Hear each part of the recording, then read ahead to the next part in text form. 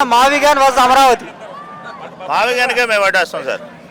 మావిగానికే వేస్తాం. జగన్మోహన్ రెడ్డి గారు తీసుకొచ్చిన మావిగాన్ చాలా అద్భుతం.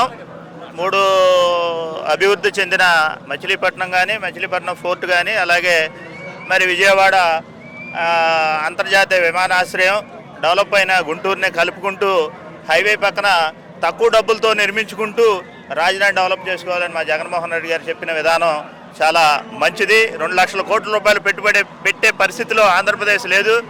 అన్ని సంక్షేమ పథకాలు అమలు చేయకుండా ఓన్లీ 35,000 ఎకరాలు తీసుకుని మళ్ళీ 35,000 ఎకరాలకే ల్యాండ్ పూలింగ్ ఇవన్నీ పెట్టి ఇవ్వనటువంటి రైతులు, ఆయనకు ఓట్లు వేసిన రైతులను కూడా నడి బజార్లో గీడ్చు పచ్చని పొలాలనే బుల్డేజర్లు పెట్టి తొక్కిచ్చేసే సంస్కృతికి చంద్రబాబు నాయుడు కూటమి గవర్నమెంట్ వచ్చింది.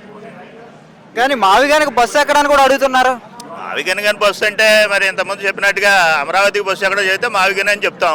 మచిలీపట్నానికి బస్సు ఉంది, విజయవాడకి బస్సు ఉంది, గుంటూరుకు బస్సు ఉంది. ఈ 3 బస్సులు ఎక్కితే మావిగన్ వెళ్తాడు. లేదనుకుంటే ఆయన ఆయన ఎక్కడికి వెళ్తాడో ఆయన తెలుసుకోవాలి మీరు. అన్నా, పవన్ కళ్యాణ్ గారు కూడా 15 ఏళ్ళు కలిసే ఉంటే వైసీపీ వాళ్ళు ఏమన్నా ఎక్స్ట్రాలు చేస్తే తొక్కిపెట్టి నారతేస్తా అంటున్నారు. ఎంతమందిని తొక్కిపెట్టి నారదీశాడో ఆయన ఒకళ్ళని చూపిస్తే ఆయన ఎంతవరకు నారదీశాడు అనేది మేము కూడా తెలుసుకుంటాం. తొక్కిపెట్టి నారదీయటం అంటే ఇదివరకు రోజుల్లో తాటి మట్టలనే అవసరానికి కొద్ది పేను కొట్టడానికి నారదీసేవాళ్ళు. అట్ట ఎవరన్నా కన్నా చేతికి చెయ్యి తీసేయడం ఆయన ఒకసారి చూపిస్తున్నా. మాటల పోట్ల మా ఇంటికాడ, బాబిడికి పోయిన మీ ఇంటికాడ అని అలాంటి కౌరులు చెబుతూ ఉంటాడు.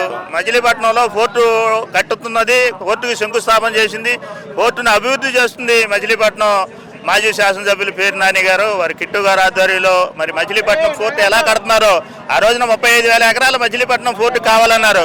మరి ఈ రోజున జగన్మోహన్ రెడ్డి గారు ఆయన ప్రభుత్వంలో శంకుస్థాపన చేసి ఈ రోజున పోర్టుని కడుతున్నది జగన్మోహన్ రెడ్డి కూటమి ఒకసారి మీరే అడిగి తెలుసుకోవాలి.